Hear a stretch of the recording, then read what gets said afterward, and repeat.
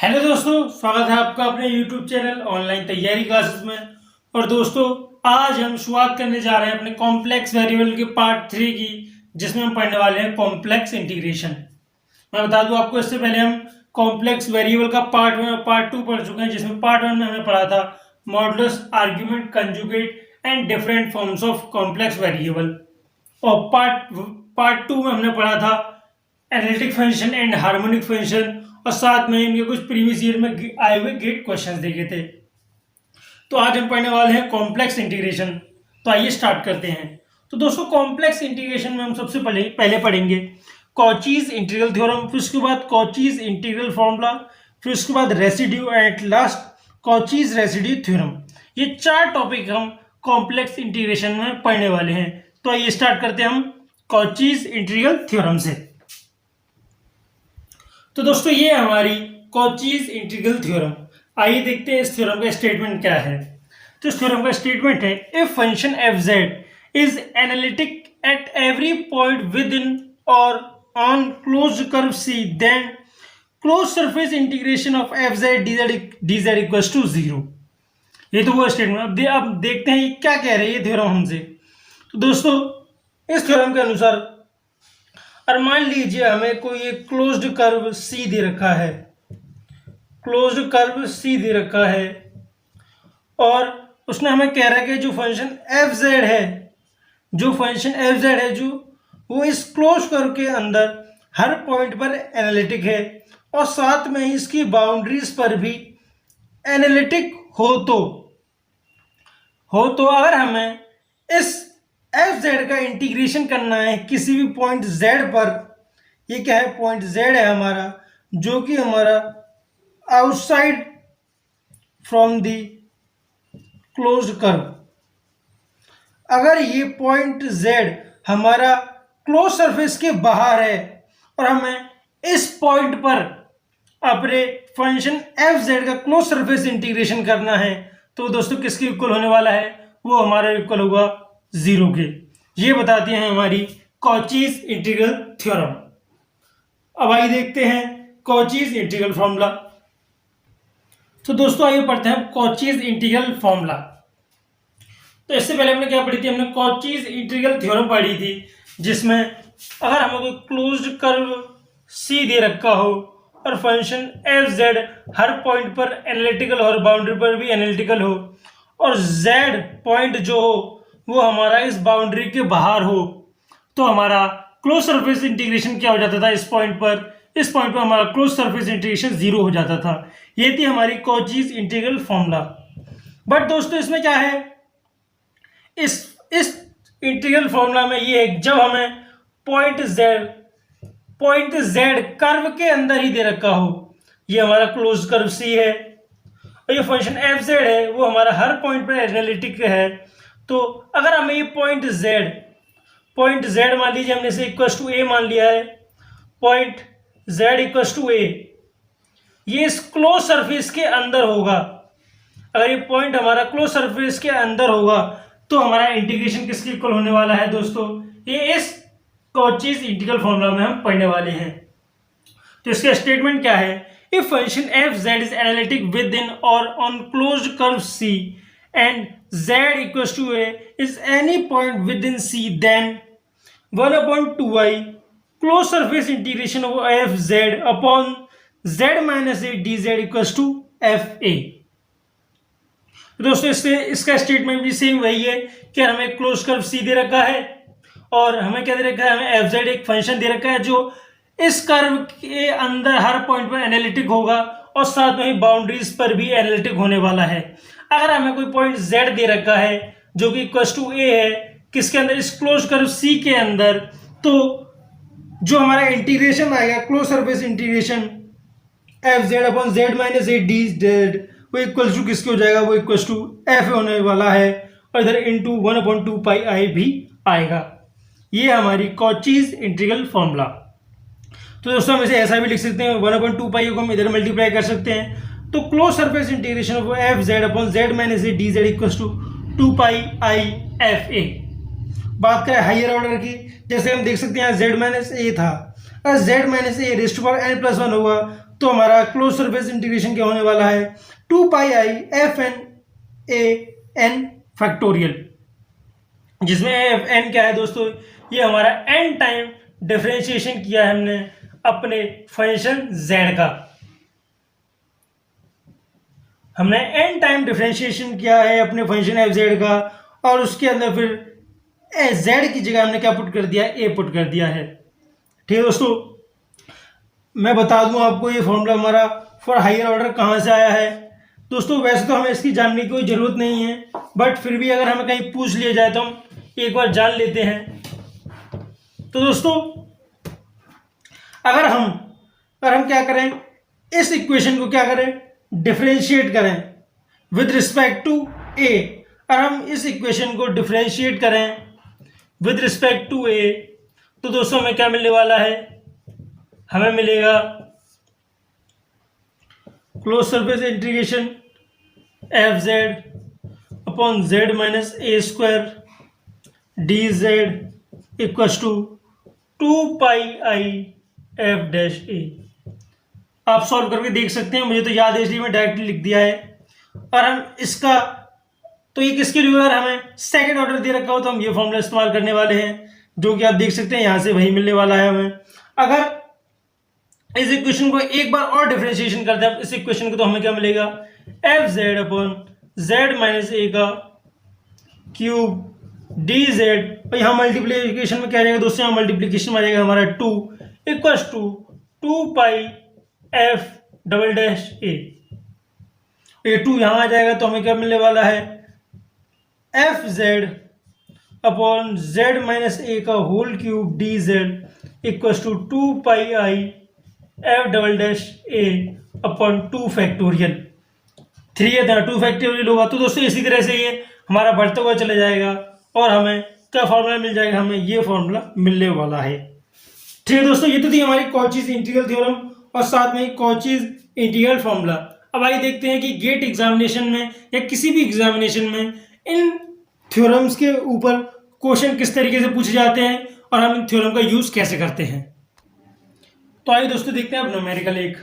मान लीजिए क्वेश्चन में बोल रखा है evaluate close surface integration of Z square minus 2z plus 2 upon Z minus 5 का whole square D Z around the close curve mod Z equals to 3। तो दोस्तों जैसा कि हम देख सकते हैं कि एफ जेड क्या है हमारा, दोस्तों यहाँ एफ जेड होने वाला है हमारा Z square minus 2z plus 2, यही तो होने वाला है। अब दोस्तों जब भी हमें इस तरह का कोई क्वेश्चन मिले जिसमें हमें क्लोज सरफेस इंटीग्रेशन निकालना हो, तो उसमें हम क्या करेंगे, पहले हम अपने जो हमें गिवन है उसको इस तरीके से लिख लेंगे टी जेड। अब दोस्तों हमें बोल रखा है अराउंड द क्लोज कर्व, हमें कर्व क्या दे रखा है, मॉड जेड इक्वल्स टू 3, तो मॉड जेड इक्वल्स टू 3। दोस्तों जैसा कि हम जानते हैं हमारी एक सर्कल की इक्वेशन होने वाली है जिसमें 3 क्या होने वाला है, हमारा 3 होने वाला है रेडियस, और सेंटर क्या होने वाला है, सेंटर होने वाला है दोस्तों हमारा ओरिजिन। और आपको नहीं पता तो मैं आपको बता दूं कि कभी भी हमें कोई भी equation mod Z minus A equals to R form में दे रखी हो तो याद रखिए ये एक सर्कल की इक्वेशन होगी जिसमें आर हमारा रेडियस होने वाला है और ए क्या होता है दोस्तों, ए होता है हमारे यहाँ पर सेंटर। ठीक, जैसे ही मैं देख सकते हैं मॉड जेड इक्वल्स टू 3, तो एक सर्कल की इक्वेशन होने वाली है जिसका सेंटर ओरिजिन होगा और रेडियस कितना होने वाला है, रेडियस होने वाला है उसका 3 3 3 3 3, इसका रेडियस क्या होने वाला है, इसका रेडियस होने वाला है 3। तो हमें इस कर्व के अलॉन्ग हमें इंटीग्रेशन निकालना है, क्लोज सरफेस इंटीग्रेशन निकालना है। तो अब हम क्या चेक करेंगे, हम सिंगुलरिटीज चेक करेंगे, सिंगुलरिटीज। तो दोस्तों अब इस सिंगुलरिटीज मैंने आपको बताया नहीं है। सिंगुलरिटीज हमारे वो पॉइंट होते हैं जिनमें हमें ये मान लीजिए हमें ये गिवन फंक्शन दे रखा है, हमें इसका क्लोज सरफेस इंटीग्रेशन निकालना है। तो सिंगुलरिटीज हमारी वो पॉइंट होते हैं जिन पे हमारा जो फंक्शन होगा गिवन जिसका हमें इंटीग्रेशन करना है, उस पॉइंट पर हमारा जो फंक्शन है वो एनालिटिक ना हो। जैसे हमें ये फंक्शन दे रखा है Z square minus 2z plus 2 upon Z minus 5 का होल स्क्वायर। तो जैसा कि हम देख सकते हैं सिंगुलरिटीज क्या है, जिस पॉइंट पे हमें फंक्शन एनालिटिक ना हो। तो सिंगुलैरिटीज निकालने के लिए हम क्या करेंगे, पुट डिनोमिनेटर इक्वल टू 0।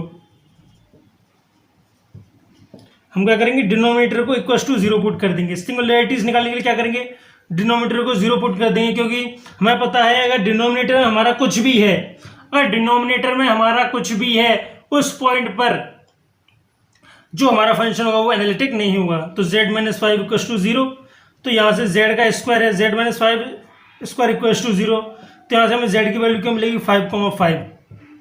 हमें z की ये दो वैल्यू मिलने वाली हैं।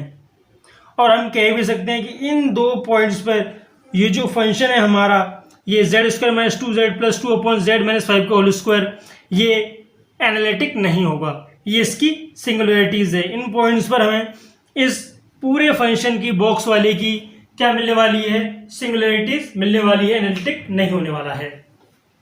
तो हम इन पॉइंट्स पे चेक करेंगे कि इस फंक्शन का इंटीग्रेशन क्या आने वाला है।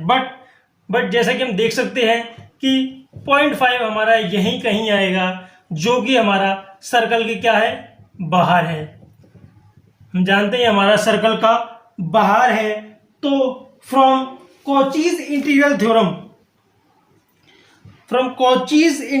हमने क्या पढ़ा था, F Z D Z equal to 0। Close surface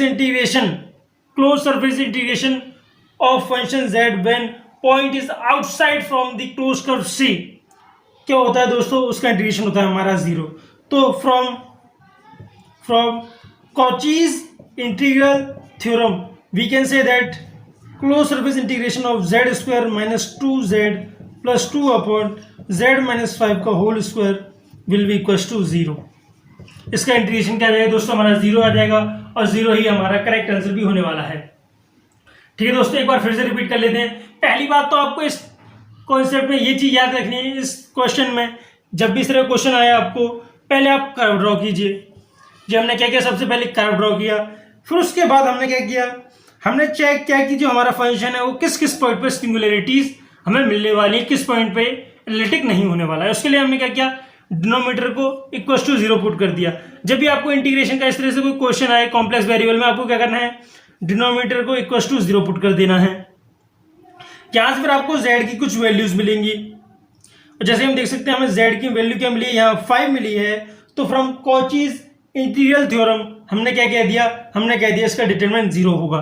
अगर मान लीजिए हमें 2 मिलता जो यहाँ होता, तो हम उसके लिए क्या करते हैं दोस्तों, उसके लिए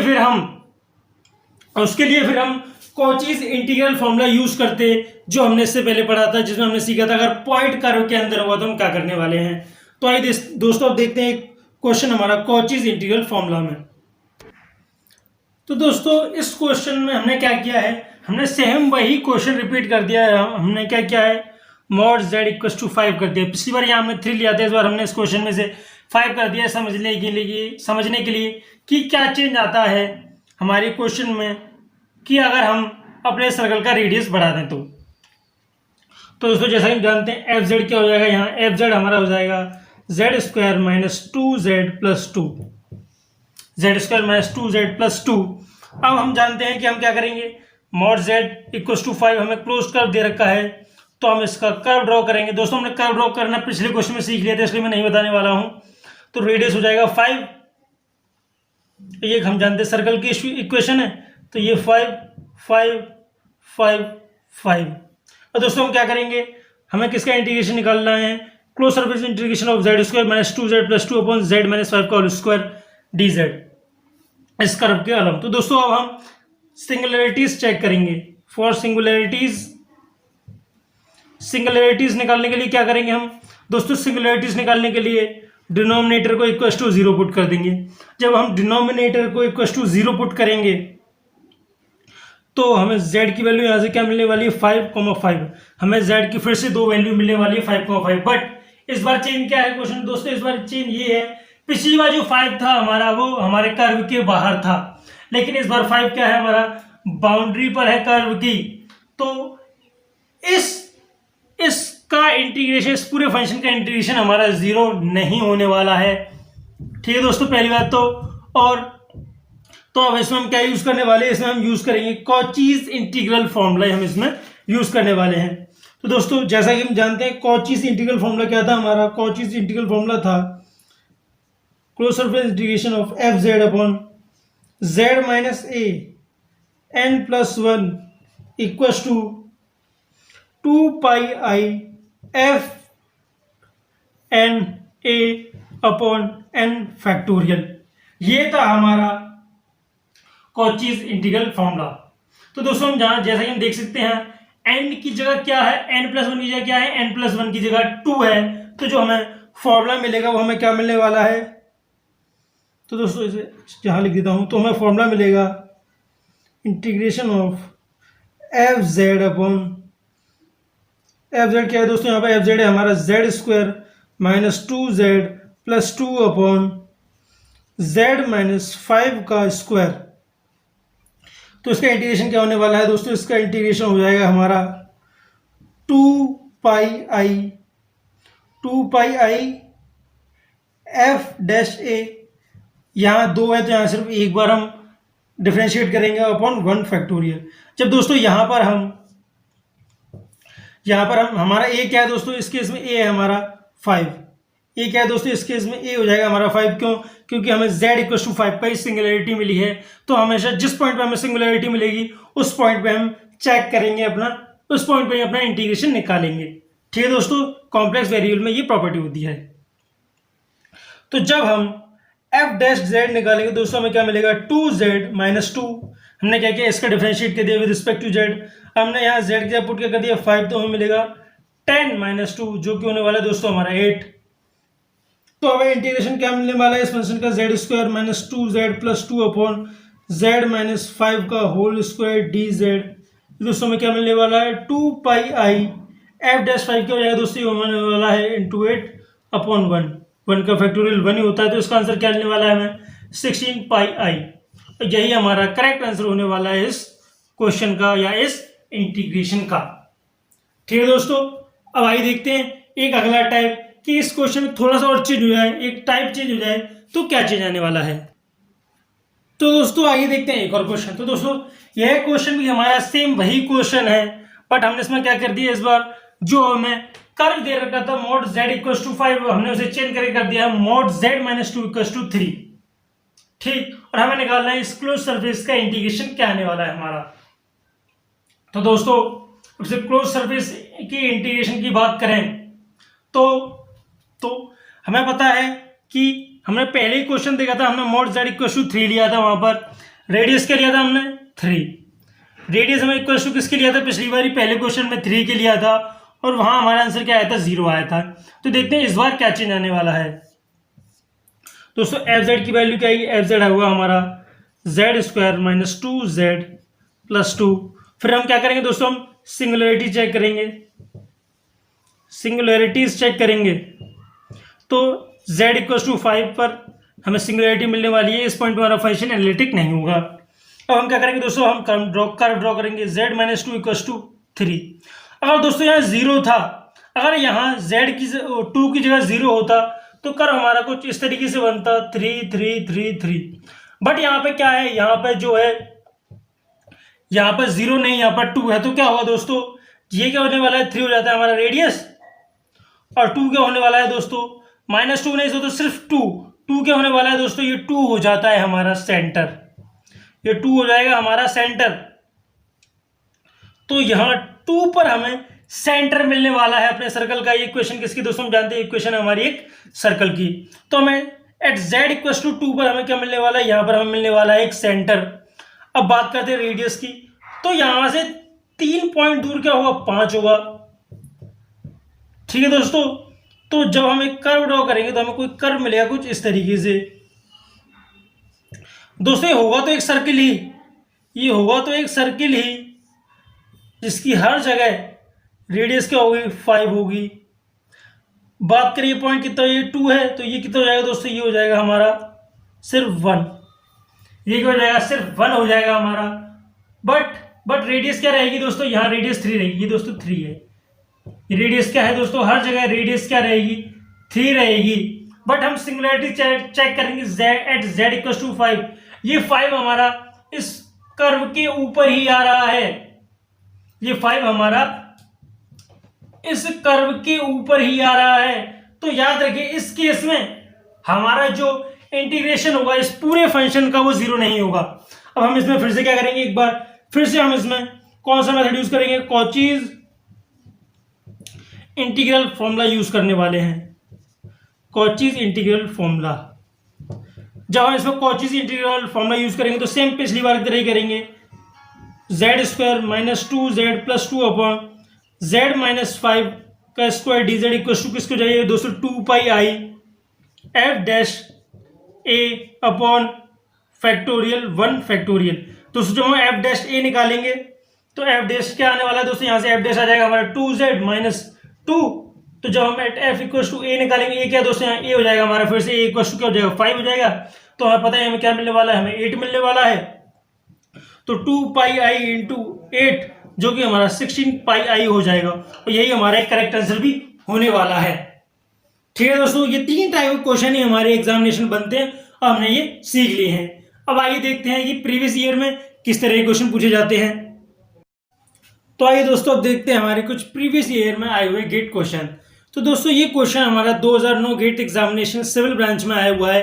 और क्वेश्चन में क्या करना था, क्वेश्चन में हमें एक इंटीग्रेशन निकालना था, क्लोज सरफेस इंटीग्रेशन किसका, cos 2 pi Z upon 2z minus 1 into Z minus 3 D Z around the curve किसके, मॉड जेड इक्वल टू 1 के। तो आइए दोस्तों देखते हैं हम इसे किस तरीके से सॉल्व करने वाले हैं।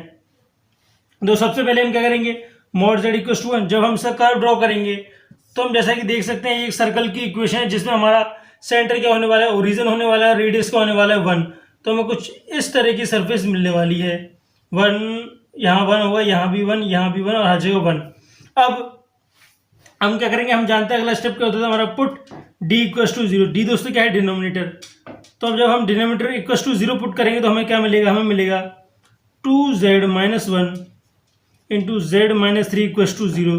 तो यहाँ से हमें z की वैल्यू मिलने वाली है 1/2 3, हमें ये z की वैल्यू मिलने वाली है। अब हम क्या करेंगे दोस्तों, अब हम चेक करेंगे कि अगर हमें इन 2 पॉइंट पे तो सिंगुलरिटी मिल रही है, बट इनमें से कौन सा पॉइंट हमारे कर्व के अंदर है और कौन सा पॉइंट हमारे कर्व के बाहर है। तो जैसा कि हम देख सकते हैं 3 हमारा यहीं कहीं आने वाला है और 1/2 हमारा यहाँ कहीं आएगा। तो 3 तो हमारा कर्व बाहर, 3 हमारा कर्व से बाहर होने वाला है, तो 3 को हम वैसे ही नहीं लेंगे, क्यों, हमें पता है इसकी वजह से जो इंटीग्रेशन आएगा वो हमारा किसके इक्वल होगा, वो हमारा 0 के इक्वल होगा। बट हम क्या लेंगे, अब हमें 1/2 को लेना पड़ेगा, किस लिए, कि हमें पता है 1/2 पर कोई ना कोई हमें इंटीग्रेशन मिलने वाला है फ्रॉम कॉचीज इंटीग्रल फॉर्मूला। तो दोस्तों अब हम अपने फंक्शन को एक दूसरी फॉर्म में चेंज कर लेंगे। जब हमें ऐसा दे रखा हो एक पॉइंट अंदर और दूसरा पॉइंट बाहर, तो उस केस में क्या करते हैं हम दोस्तों, उस केस में हम cos 2 pi Z upon 2z minus 1 into Z minus 3 D Z. तो दोस्तों अब क्या करना होगा, हमें इस फंक्शन में कुछ चेंजेस करने होंगे जो कि होने वाले हैं हमारे cos 2 पाई जेड। और दोस्तों अब क्या करेंगे हम, ये z माइनस 3 नीचे है इसे ऊपर ले जाएंगे, क्यों, क्योंकि z माइनस 3 पर हमें इंटीग्रेशन की वैल्यू 0 मिलने वाली है, इसलिए हम z माइनस 3 को ऊपर ले जाएंगे अपॉन नीचे क्या बचेगा z माइनस 1/2। दोस्तों हमने क्या किया, यहाँ पर 2 कॉमन ले लिया है। 2 कॉमन क्यों ले लिया है दोस्तों, जो हमने मेथड पढ़ा था कॉचीज इंटीग्रल फॉर्मूला, वो हमने पढ़ा था z माइनस ए के लिए, और यहाँ 2z था इसलिए हमने 2 बाहर कॉमन ले लिया है। ठीक है दोस्तों, हमें इसे हमेशा z माइनस ए की फॉर्म में ही पुट करना होता है।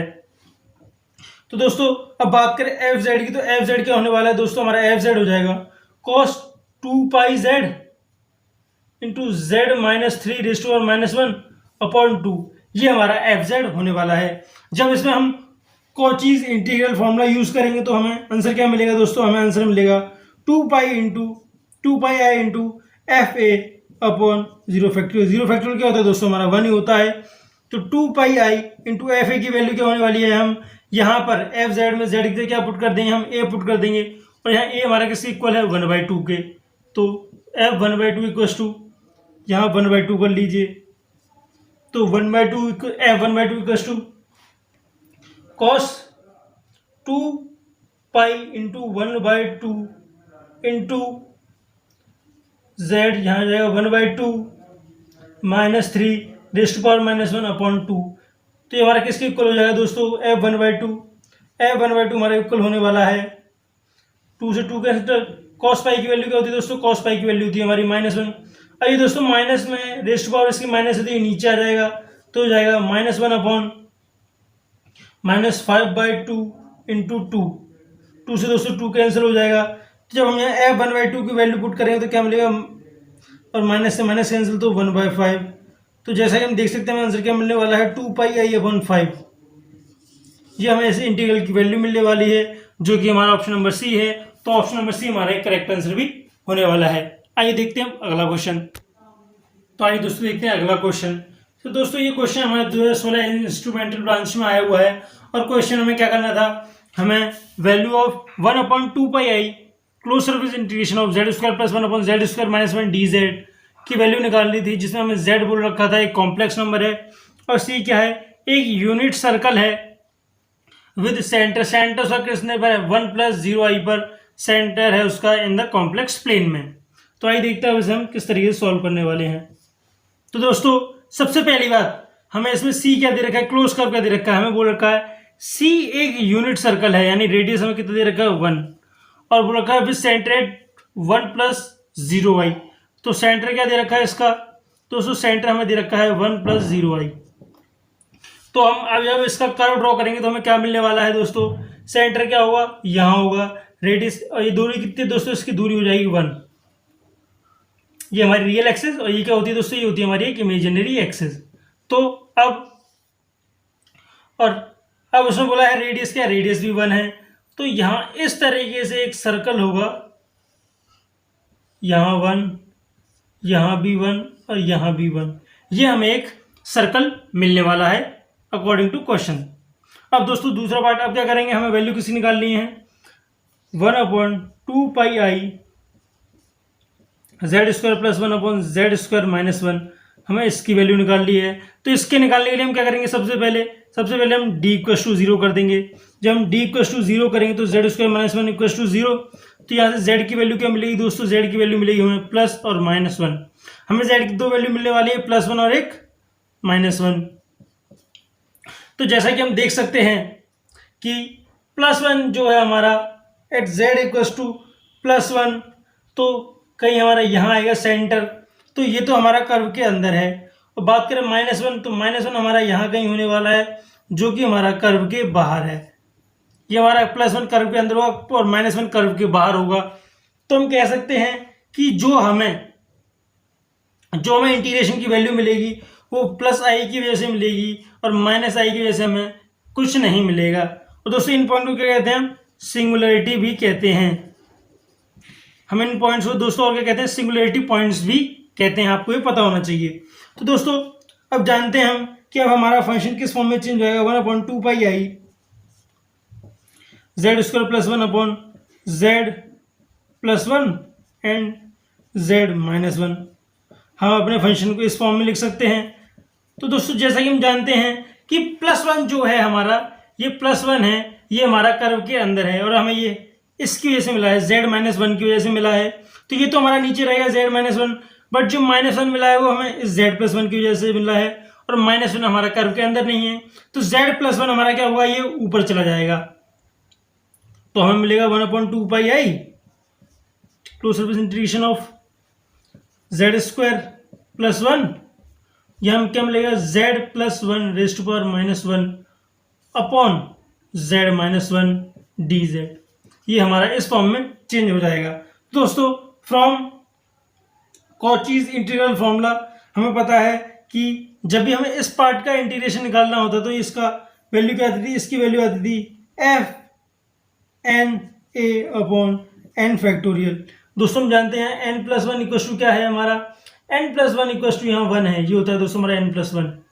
और ये दोस्तों हमारा किसके इक्वल है, ये हमारा 1 के इक्वल है, तो n किसके इक्वल हो जाएगा दोस्तों, n हमारा 0 के इक्वल हो जाएगा। तो इसकी वैल्यू क्या आएगी, 1/2πi close surface integration z² + 1 z + 1 - 1/z - 1 की वैल्यू क्या मिलने वाली है हमें, fa/0। तो ये हमारा fa के इक्वल हो जाएगा। और दोस्तों बता दूं यहाँ a हमारा किसके इक्वल होने वाला है, और a हमारा यहाँ इक्वल होने वाला है +1 के, क्यों, क्योंकि ये हमारा कर्व के अंदर आ रहा है यहीं। तो जब हम एफ ए निकालेंगे तो एफ ए क्या आने वाला है दोस्तों हमारा, एफ जेड। यहाँ दोस्तों एफ जेड क्या है हमारा, एफ जेड है Z square plus one upon Z plus one into Z plus one raised to power minus one. अब हम जेड की क्या पुट कर देंगे, हम जेड की जगह वन पुट कर देंगे, तो one square plus one upon one plus one raised to power minus one. तो उससे हमारा किसके इक्वल होने वाला है, टू अपॉन टू के, जो कि हमारा इक्वल होने वाले वन के। तो वन हमारा करेक्ट आंसर हो जाएगा इस क्वेश्चन का। ठीक है दोस्तों, आइए देखते हैं अगला क्वेश्चन। तो दोस्तों ये क्वेश्चन हमारा 2006 इसी ब्रांच में आया हुआ है, और क्वेश्चन में क्या गया था, the value of contour integral close surface integration of one upon Z square plus four D Z is, और हमें कर्व क्या दे रखा था, Z minus one mod of Z minus one equal to two. तो आइए देखते हैं उसमें हम किस तरीके से सॉल्व करने वाले हैं। दोस्तों जब भी आपको कुछ इस तरीके से दे रखा हो समझ जाइए ये क्या है, ये हमारा सी है, ये हमारा कर्व है, और कर्व क्या दे रखा है हमें, mod Z minus I equal to two. दोस्तों जैसा ही हम जानते हैं हमारी क्या होने वाली है, एक सर्कल की इक्वेशन होने वाली है, जिसमें आई क्या होने वाला है दोस्तों, आई तो हमारा सेंटर होने वाला है, और दूसरी क्या है, टू है, और टू क्या होने वाला है दोस्तों, टू हमारा एक रेडियस होने वाला है। अब आइए सॉल्व करते हैं। तो सबसे पहले क्या करेंगे, हम कर्व ड्रॉ करेंगे।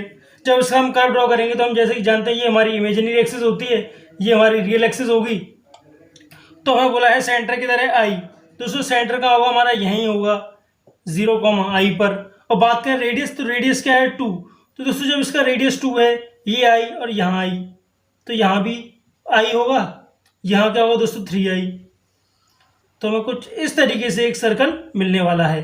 दोस्तों मैंने डायग्राम गलत बना, वो डायग्राम सर्कल जैसा नहीं लग रहा है, बट ये क्या है, ये दोस्तों ये सर्कल ही है हमारा। ठीक,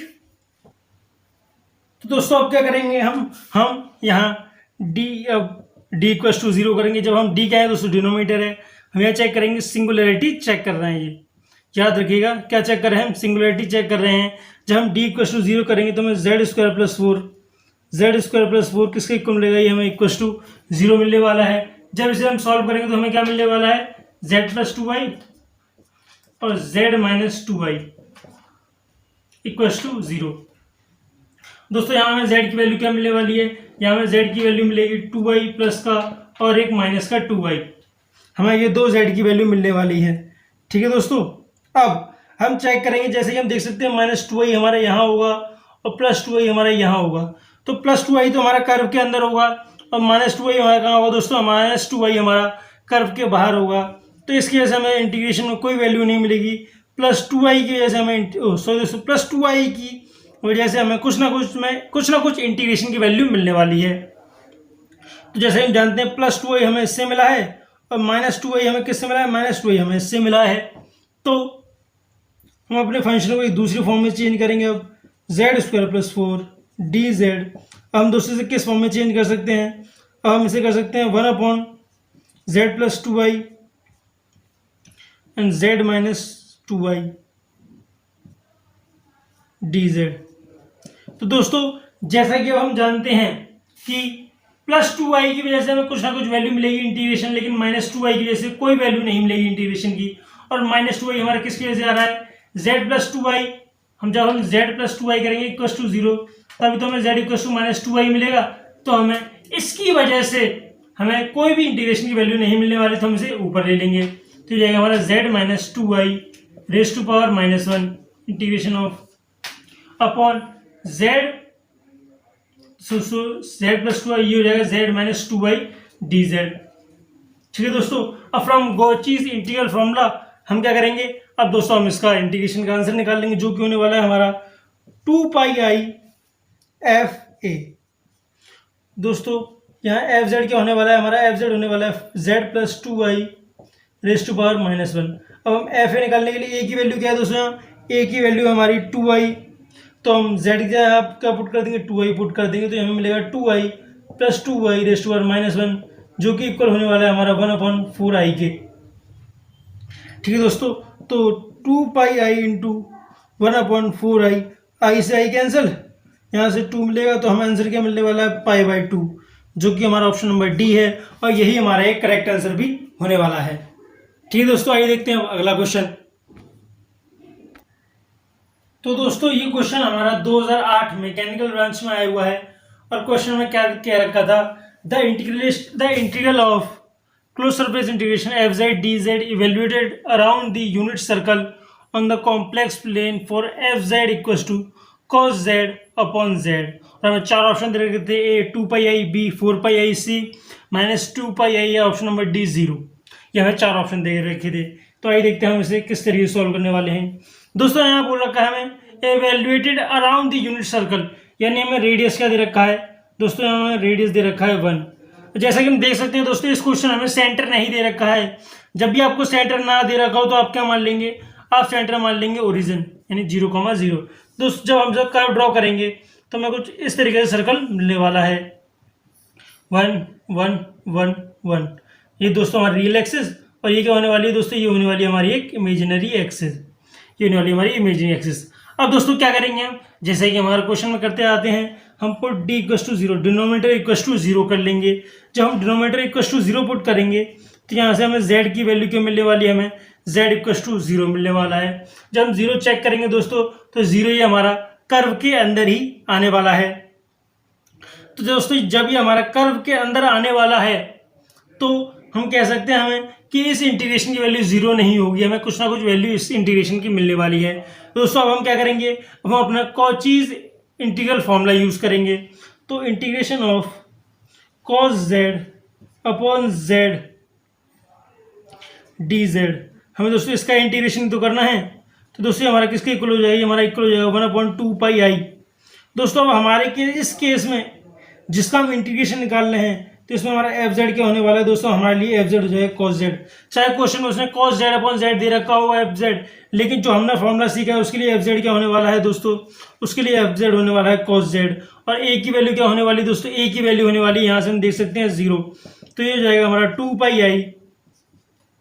जब हम cos z की जगह 0 पुट करेंगे, यहाँ z की जगह 0 पुट करेंगे तो ये हो जाएगा हमारा cos 0। और दोस्तों हम जानते हैं cos 0 की वैल्यू क्या होती है, हमारी cos 0 की वैल्यू होती है 1। तो यहाँ आ जाएगा इंटू 1। तो हमारा करेक्ट आंसर क्या होने वाला है, हमारा करेक्ट आंसर होने वाला है 2πi, जो कि हमारा ऑप्शन नंबर ए है। अब भाई हमारा भी एक करेक्ट आंसर भी होने वाला है। ठीक है दोस्तों, आइए देखते हैं अब अगला क्वेश्चन। तो दोस्तों ये क्वेश्चन हमारा 2009 सिविल ब्रांच में आया हुआ है। क्वेश्चन में बोल रखा था हमें एक एनालिटिक फंक्शन दे रखा है z-1/z² + 1, तो इसकी सिंगुलरिटी किस पॉइंट पर होगी। तो आइए देखते हैं हम इस क्वेश्चन को किस तरीके से कर सकते हैं। तो दोस्तों हमें एक एनालिटिक फंक्शन दे रखा है z-1/z² + 1, हमें इसकी सिंगुलरिटी चेक करनी है। तो सिंगुलरिटी निकालने के लिए दोस्तों हम क्या करते हैं, डिनोमिनेटर इक्वल टू 0 पुट कर देते हैं। तो z² + 1 इक्वल टू 0 हो जाएगा। दोस्तों जब इसे सॉल्व करेंगे हमें क्या मिलेगा, z + i और z - i। दोस्तों मैं ये आपको चीज़ नहीं बताऊंगा, इतनी चीज़ तो आपको आनी चाहिए।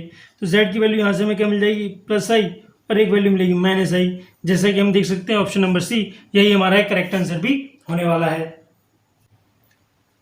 ठीक है दोस्तों, आज के लिए बस इतना ही। अब मिलते हैं आपसे अगली वीडियो में, जिसमें हम पढ़ने वाले हैं रेसिड्यू और गॉची रेसिड्यू थ्योरम। हम ये दो चीज़ में पढ़ने वाले हैं, और साथ में ही देखेंगे हम कुछ प्रीवियस ईयर में आए हुए गेट क्वेश्चन, जिससे हमारे कंसेप्ट और क्लियर होंगे। मैं दोस्तों आपको याद दिला दूं कि हमने कॉम्प्लेक्स वेरिएबल का पार्ट 1 और पार्ट 2 भी पढ़ लिया है। अगर आपने वो नहीं पढ़ा है तो अब हमने आपको डिस्क्रिप्शन में लिंक दे रखा है, आप चाहें तो वहाँ से भी पढ़ सकते हैं। और अगर आपको गेट एग्जामिनेशन के लिए इंजीनियरिंग मैथमेटिक्स की कंप्लीट सीरीज चाहिए तो आप हमारे चैनल की प्लेलिस्ट में जाकर देख सकते हैं, और उस प्लेलिस्ट का लिंक भी हमने इस वीडियो के डिस्क्रिप्शन में दे रखा है, आप चाहें तो वहाँ से भी देख सकते हैं। तो ठीक है दोस्तों, अगर वीडियो अच्छा लगा हो तो वीडियो को लाइक करें और चैनल को सब्सक्राइब करें। जब तक के लिए जय हिंद, जय भारत।